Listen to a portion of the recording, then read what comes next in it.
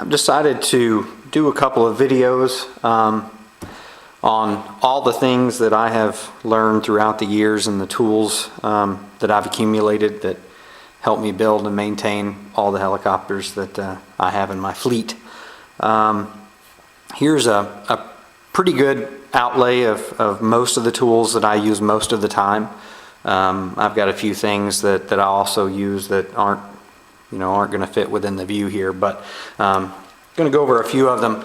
One of the tools to start off with, so that I can get it out of the viewfinder, is my trusty heat gun. I've had this for a while, used it for airplanes, and I now use it for helicopters.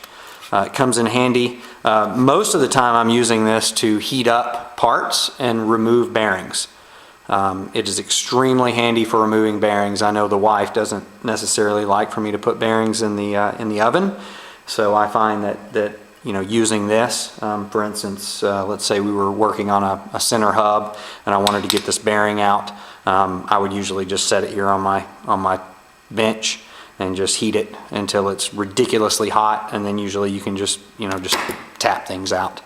I also use it for soldering.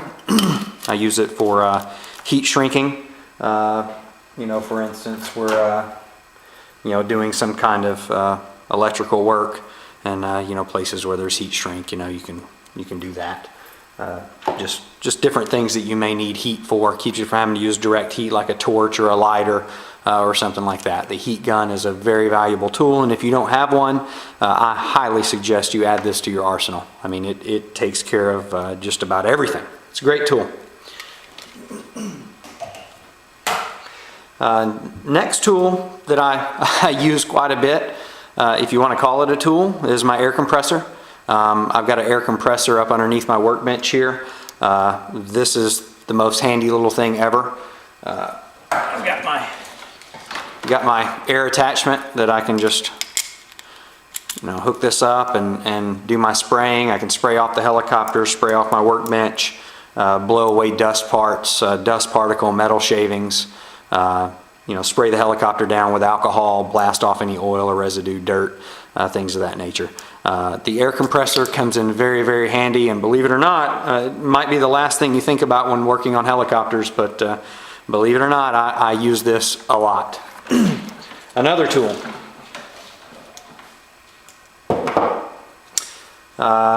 Next thing in my tools is your Allen wrenches. These, as everyone knows who's been working on helicopters, you know that Allen wrenches are the lifeblood of any build. Everything is Allen wrenches. I highly suggest that you do have a set of these metric L-shaped key Allen wrenches here. I don't suggest spending a lot of money on them. I bought these at Lowe's, and you can also get a set at Home Depot. The beauty about buying these at Lowe's or Home Depot is that they have a lifetime guarantee, no questions asked replacement policy. And as everyone knows, especially with these teeny little 1.5 millimeter Allen wrenches, they're just going to wear out on the tip. And yes, you can put them in the grinder, hit them with a Dremel and shaping them up. But over time, I mean, you're going to end up with an Allen wrench that's just super tiny, and that just becomes a pain. So I don't know about the morality of it, but I mean, if they're going to offer a lifetime no questions guarantee like that, no questions asked, then who am I to not take advantage of it? So go spend yourself $15-20 at Lowe's and Home Depot on a set of these Allen wrenches, and just know that anytime they start to get worn out, just take them back and get a new set. You're also going to want to get the set that has this this grip adapter here where you can stick your Allen wrenches in. I know for tightening down larger bolts, such as on a muffler, especially with gassers, these come in quite handy. You take your larger Allen wrench and you stick it in a hole, and then you can really put some torque on it. This is a must. I find that this combination is really worth the money. Works out great. Talking about Allen wrenches, these are the cream of the crop of Allen wrenches. These are the The Thorpe, the MIP Thorpe Allen wrenches, I purchased these from, I believe, Cool Tools, and HeliPros, a few other places carry these. They range from $13 to $15 a piece. I know that seems like a lot of money for Allen wrenches, but when you start stripping out your Allen heads and wallowing out the holes, and you're having to take your Dremel and cut slices in your Allen, in your bolts, and then take a flathead screwdriver and pull them out. You do that a couple times, and spending 45 bucks on a good set of Allen wrenches where you never have to ever do that again suddenly becomes a great investment. After I would say I probably used my Dremel and cut out probably 10 or 12 bolts before finally I was like, screw it, I'm not messing with that anymore. I'm going to go ahead and get some good Allen wrenches. These things, I couldn't tell you how many turns I've put on these, but they are still as good as the day they arrived in the mail. And if you take these crappy Allen wrenches here and put them in the head of a bolt, and then you come right behind it with one of these, the difference is night and day. And you can see these, even these are starting to get rounded, and I don't use them that often. You use a set of Allen wrenches a couple times, just the cheap ones, and immediately you'll start seeing some wear on the head. These things, there is no wear on them at all, and I use them, constantly. And you got to be careful with them too. They're sharp as razor blades. These tips, they are ridiculously sharp, so you have to be careful with them. They're worth every penny. In fact, if they cost twice as much, they're still worth every penny. This is an absolute must. You need to get the 3 smallest sizes, 1.5, 2, and 2.5. Anything above a 2.5, I would say you're going to be fine with using these. The bite on, let's say, a 3 and a 4, the bite on these are so much bigger that they're just not going to wallow out, and they'll be fine. I highly recommend that you get at least the first 3 sizes, 1.5, 2, 2.5, and you should be set for almost anything. And these are the ones that are used the most, so no reason to go overboard and buy the real expensive bigger sizes, because they're just not going to wallow out, and you're not going to have that kind of a problem. Next thing on my list is silicone, food grade silicone lubrication. Works great for all kinds of applications. Whether you're doing gears or tightening or getting rid of a squeak in your kitchen door. It can be used around the house for a lot of different things. This is just a nice thing to have when you just need a nice lubrication that isn't going to really stick around and cause a big mess. Small set of bearing pullers, absolute must. You would be amazed at how often I use these for either pulling off a hub from your engine, or putting in a bearing, or taking out a bearing. These things are just as good for putting bearings in as they are for pulling bearings out. Because if you think about it, you can push things into places, depending on how everything lines up, and you can also pull bearings out. You need a good set of bearing pullers. Set of ball link pliers. That not a lot of explanation there. You have to have a set of ball link pliers. An X-Acto knife, and a big box of X-Acto blades. I always buy them by the 100 because you always want to have a sharp knife. You can see here $15.99 for 100 blades. They last a really long time. Don't skimp out. Just go ahead and buy the 100 blades, and keep a sharp blade. It's always better to have a sharp blade.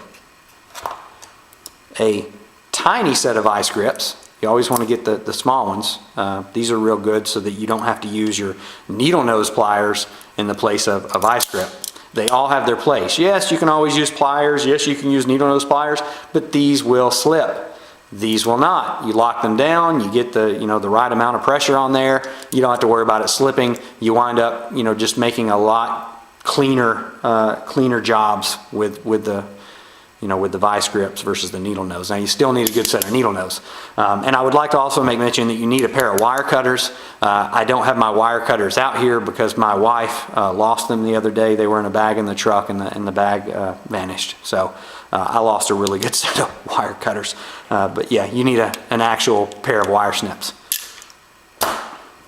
Flathead screwdriver, Phillips head screwdriver,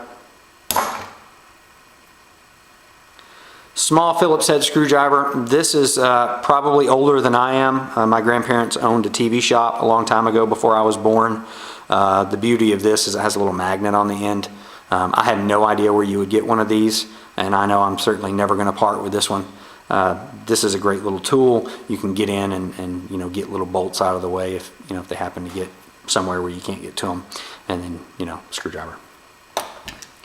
A T-handle 5mm, long reach, plenty of torque. These are good for gas or mufflers, things of that nature where you really need a long reach. Pitch gauge, any old pitch gauge will do. Some are better, some are worse.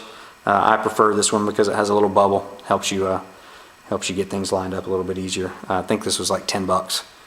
I don't necessarily believe in going overboard on a pitch gauge.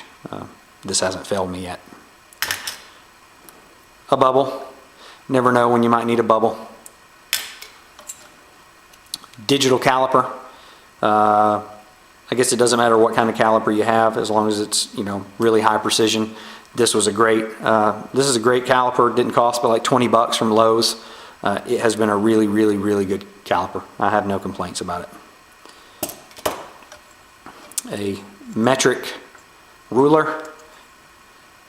I highly advise getting a metric ruler. That way you don't always have to use your caliper. You can just pull this out and get a real quick glimpse of a measurement. A temperature gauge. This is good for checking temperatures on your cylinder heads, servos, whatever you want to check temperatures on. I use this quite often, especially out in the field, to make sure I've got my engines tuned correctly and I'm not overheating or you know, not hot enough, meaning I can get a little bit more horsepower out of my engines. I use medium to thick CA. Use that quite often. I like my CA. A set of Jewelers or Precision screwdriver kit. Obviously we're working with a lot of smaller screws. I suggest investing in a decent set of Precision screwdrivers, metric. A swash plate leveler. Obviously, if you know anything about helicopters or messed around with them at all, trying to get that swash plate level by eye is not always the most accurate. These little guys are absolutely great. I noticed they've come down in price a lot. I highly advise you get a swash plate leveler when you're building these things. That way you're not eyeballing them. I mean, you know, you think you can get pretty close by eyeballing, and yes you can, but for really good precision, you really need one of these. Great little tool. 3-in-1 oil, some CA activator, some Tri-Flow synthetic grease, great for bearings and any other type of lubrications. A Sharpie, and in fact I probably have some duct tape around here too. I definitely want to have some duct tape. And then 3 different grades of thread locker. Blue for standard hold. Then you've got your green for medium grip. Then you've got your red for extremely strong grip. All 3 have their different applications, and I suggest you have all 3 of them. These are absolutely a must, and you need to make sure you have thread locker on just about every bolt on your helicopter. This vise is another tool that I use quite often. I didn't spend a lot on it. I just picked it up at Lowe's. It just mounts to any bench. There's a couple of screws here that go into the side, and then you've got your clamp on the bottom. One of the most invaluable tools is going to be the Dremel. You know, I've got this long snake adapter connector thing here. You know, and then I just hang my Dremel here from a shelf. And then I can get all the way out here, you know, I can really get a nice far distance on my workbench. So this comes in very handy, especially when you're working in the frames and stuff, because the footprint on this particular handle is a lot smaller than the Dremel itself.